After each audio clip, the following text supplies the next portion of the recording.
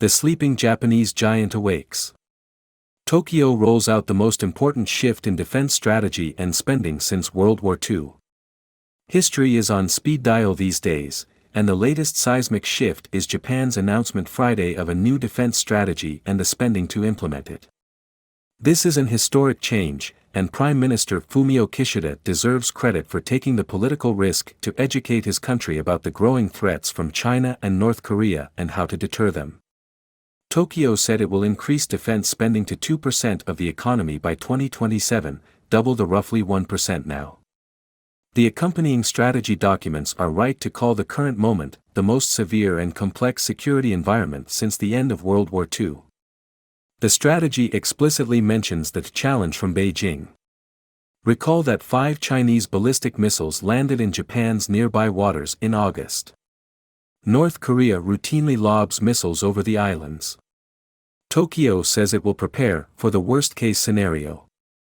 Notably, the strategy calls for acquiring longer-range missiles that can strike enemy launch sites and ships, perhaps including the purchase of some 500 US-made Tomahawk cruise missiles.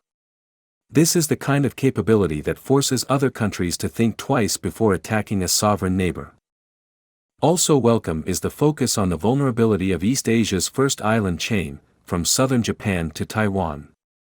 China is intensifying military activities around Taiwan, the strategy says, and the overall military balance between China and Taiwan is moving rapidly in China's favor.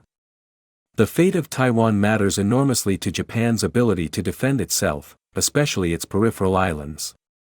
The documents promise to procure more naval vessels and fighter aircraft, as well as more investment in cyber.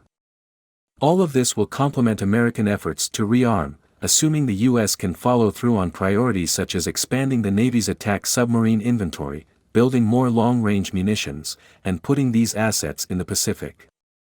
One start would be restoring permanent U.S. fighters at Kadena Air Base in Okinawa. Beijing predictably railed against Japan's new strategy, but it has itself to blame. It hasn't controlled its proxy North Korea's missile launches and nuclear program.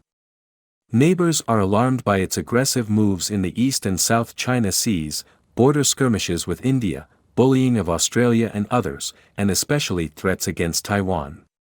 As the world's third-largest economy, Japan has the wealth to do something to counter China. The new strategy amounts to a revolution in Japanese domestic politics, essentially transcending its post-war pacifist constitution.